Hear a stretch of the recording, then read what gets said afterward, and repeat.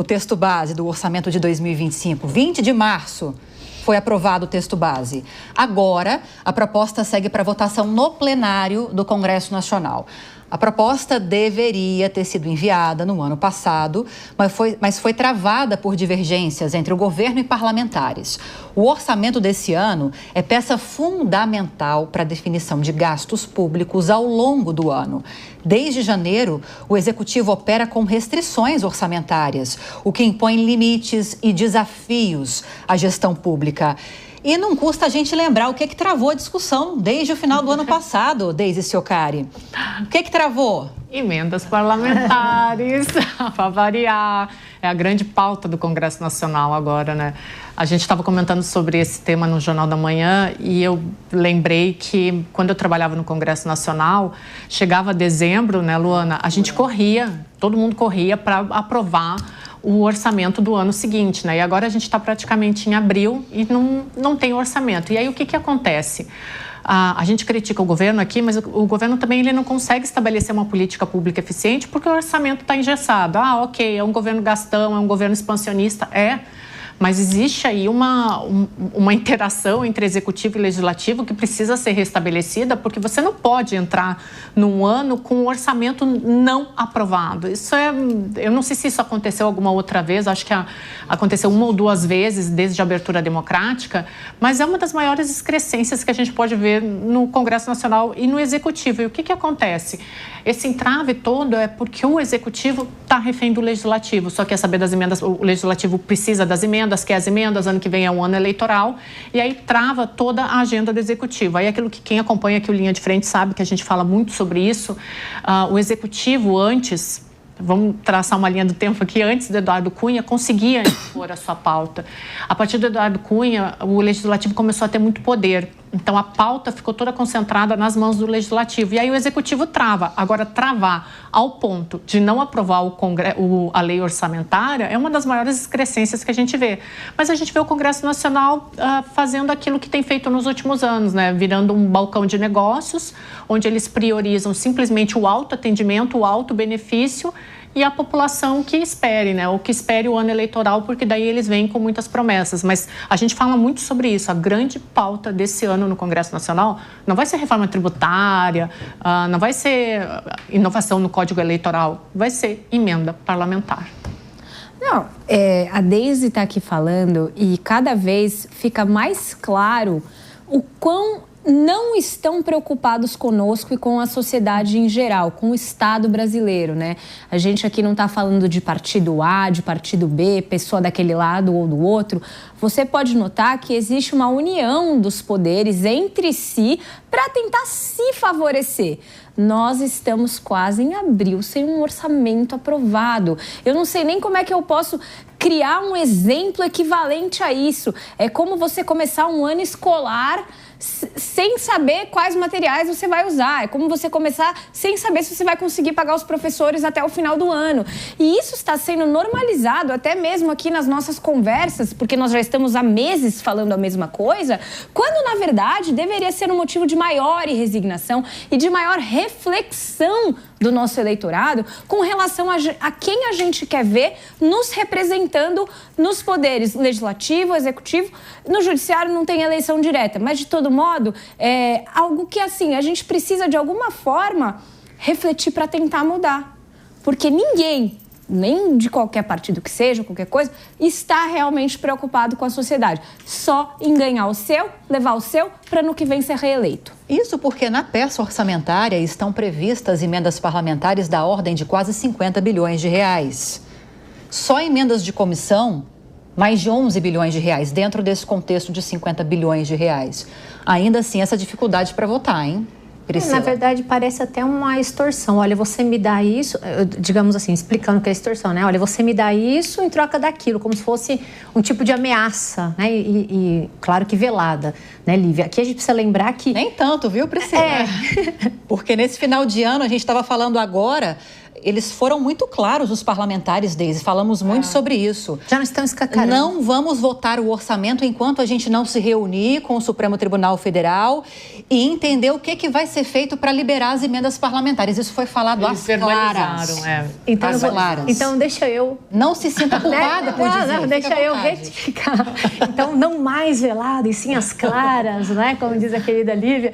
Eu digo isso porque cada um está preocupado com o que vai ganhar para poder mexer com isso, porque isso traz popularidade até mesmo para o parlamentar. E eu acho aqui que é importante, né, que eles esperam isso, essa definição, o Congresso espera essa definição para a própria base eleitoral saber o que vai fazer, para quem vai destinar. E é importante aqui também a gente dizer, Lívia, que essa indefinição afeta vários outros programas, né, aqui ligados ao programa social, programa de infraestrutura. E foi mandado também um ofício de corte de 7,7 bilhões na Bolsa Família. Então, a gente vai ter corte também de gastos, nós vamos ver bastante problemática. E mais do que isso, a Ana colocou aqui, nossa, a gente vai estar quase em abril. Outra coisa preocupante é que o Hugo Mota e o Davi Alcolumbre vão viajar com o presidente da República ao Japão, né? Ou seja... Se isso não acontecer essa semana, Ana Beatriz Hirsch, nós vamos... Vai para... Páscoa. Brincadeiras à parte, mas não deixando de ter a relevância que, né, nos é dada aqui de falar sobre o tema, vai ficar para abril, gente. E assim, enquanto isso... Enquanto eles estão comendo sushi. Enquanto eles estão com essa indefinição, trocando, né, na verdade aqui, medindo poderes... Tudo está, a Deus dará, tudo paralisado e as pessoas que precisam efetivamente desse dinheiro não estão vendo e claro que isso é uma ameaça velada, briga de poderes e a gente vai ter ainda muito problema para discutir aqui nessa mesa. Há uma expectativa, Luana, de que comece a aprovação do texto base na comissão, o plenário se debruce sobre o orçamento ainda nesta quinta-feira. Não sei se isso vai acontecer e se acontecer, se vai ser durante o nosso momento aqui na mesa do Linha de Frente, mas a gente espera realmente que aconteça, porque senão vai acontecer exatamente isso que diz Priscila. Na semana que vem, no dia 24, Lula viaja para o Japão, depois Vietnã. Vai ter a companhia dos líderes do Congresso Nacional, presidente da Câmara, presidente do Senado, e aí a votação do orçamento ficaria só para abril. A gente sabe que dá-se um jeito quando há interesses, né? O país não vai parar porque o orçamento não foi votado. Talvez, se as emendas não forem definidas, pare. Mas se o orçamento não for votado, dá-se um jeito. Exato. Vai chegar um momento limite, né, Lívia? Não tem como avançar muito mais essa situação, até porque... o principal ponto, até fazendo uma retrospectiva aqui para quem nos acompanha, porque essa novela das emendas começou lá atrás, antes das eleições municipais, não sei se vocês lembram, Flávio Dino, ministro Flávio Dino, ele bloqueou as emendas PIX com essa demanda de transparência, porque essas emendas eram uma categoria de emendas, né, do conjunto de emendas. A gente tem emenda de bancada, emenda de comissão, as emendas diretas, né, que são as emendas individuais, e essas emendas PIX, que era uma modalidade ali de envio direto de recursos sem atrelar convênios, sem ter nenhum tipo de identificação ou transparência, né, orçamentária, porque foi criada numa medida de emergência lá atrás na pandemia. Então, teve esse bloqueio e depois uma negociação intensa para se rever esse bloqueio e liberar as emendas a partir de um acordo em relação a como elas seriam classificadas, como seria a transparência em relação a esses recursos. E agora, onde nós estamos, né, isso foi se arrastando até esse momento, quase abril, e agora, há uma semana ou 2 semanas, salvo engano, foi aprovada uma regra ali, uma medida, melhorou-se a transparência da maior parte das emendas, porém, as emendas de comissão que não são impositivas, ou seja, essas emendas elas podem ser revistas e bloqueadas pelo governo federal, são uma parte menor desses 50 bi que a Lívia mencionou, representam 11 bi, mas essa categoria de emendas, que ainda é muito dinheiro, né, gente, 11 bilhões de reais, elas estão com um impasse em relação à transparência. Por quê? Na hora de registrar essa emenda, né, o parlamentar ele solicita para o Ministério X aquela emenda para destinar à sua região, ali ao seu reduto. As suas cidades, né, a cidade onde ele ali está atuando e quer enviar esse recurso. Quando ele manda esse pedido, não existe um campo, aqui entrando já bem no operacional, não existe um campo específico para colocar o nome dele mesmo. E não tem clareza se nesse registro coloca o nome dele ou coloca o nome do presidente da mesa que aprovou o envio das emendas que ele solicitou. Então, esse impasse de transparência está deixando ambíguo a necessidade de se informar quem foi o parlamentar que solicitou. E isso está sendo feito, Lívia, de forma deliberada pelo próprio Congresso. Foi uma medida recente aí ainda de ajuste em relação às emendas e foi daí que o impasse se manteve e agora Flávio Dino exige, e novamente, né, 2 dias atrás ele fez uma nova exigência em relação a esse ponto para que haja transparência total, para que se especifique exatamente quem está enviando essa emenda. Agora eu pergunto, é interesse de quem não informar de onde, quem está pedindo essa emenda? Por quê? Qual é a dificuldade? Né? O que se quer esconder da sociedade ao não informar quem é o parlamentar solicitando esses recursos? Talvez mostrar que nem sempre a prioridade política desses parlamentares é a prioridade de necessidade da região em receber determinados recursos. Falando muito diretamente, né, Luana Tavares? E aí eu quero te ouvir sobre isso também, Ana. Porque, obviamente, que a maior preocupação quando a gente fala em falta de transparência no pagamento das emendas é no cometimento de desvios, de crime. E aqui eu estou falando de ação penal. A gente vive tendo investigações da Polícia Federal observando desvios de emendas parlamentares em determinadas áreas. Recentemente na Bahia a gente acompanhou isso também, falamos sobre isso aqui no Linha de Frente. Mas para além do crime da ação penal, tem isso que eu destaquei. O parlamentar muitas vezes ele fica receoso de expor o nome dele ao destinar determinada verba para determinada região, porque ele sabe que talvez aquilo seja muito menos necessário do que destinar determinadas quantias para outras regiões. Mas destinar para aquele ponto que ele está destinando, politicamente é melhor para ele. E ele não quer se expor. Lívia, eu acho que a sua fala tem tantas questões a serem comentadas. A primeira delas é que, assim, as emendas, elas existem. Eu entendo que elas precisam existir, elas ajudam a governabilidade. Mas eu acho que, em muitos momentos, as emendas ultrapassam algo que seria a competência do Poder Executivo. O Legislativo, ele deveria subsidiariamente executar e repassar e propor melhorias em determinadas áreas e não se tornar o centralizador do orçamento, como parece ser o caso atualmente. Então, esse, para mim, é um ponto.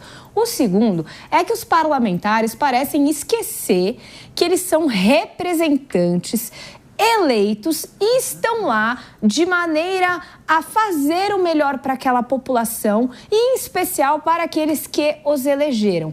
Então, da mesma forma que se você entrar no site portaldatransparencia.gov.br, você vê exatamente quanto cada um ganha, eu não entendo porque não existe um portal da transparência dos gastos do governo. Quer dizer, eu entendo. Eu gostaria que o motivo fosse outro, mas eu entendo bem. O meu ponto é, como o dinheiro é nosso, é mais do que obrigação do governo fornecer transparência integral daquilo que está sendo gasto. Desde grampo no gabinete até obra pública que é feita numa cidade diferente do distrito eleitoral daquele determinado parlamentar. Isso, para mim, é básico, é essencial de qualquer Estado que se denomina democrático, que se denomina de direito. Então, a gente tem duas questões que são extremamente importantes aqui para serem analisadas e volto a dizer, estamos quase em abril sem orçamento aprovado. É a maior falta de respeito que os parlamentares poderiam ter conosco. Nós tivemos eleição, a definição pelos líderes partidários, Deise, nessa semana das comissões permanentes na Câmara dos Deputados. E aí, para além da importância dessas comissões, porque as propostas que chegam ao Congresso Nacional, conforme o tema, passam primeiro por essas comissões, para depois tramitarem e chegarem ao plenário, tem essa questão do controle de parte do orçamento em relação às emendas. A Comissão de Saúde, por exemplo, controla a maior parte desse orçamento em emendas. Claro, orçamento em emendas voltadas para as comissões. E aí a gente vê uma disputa danada por visibilidade, porque ganham notoriedade os parlamentares que ocupam cargos de presidências nessas comissões, mas também no controle desses recursos.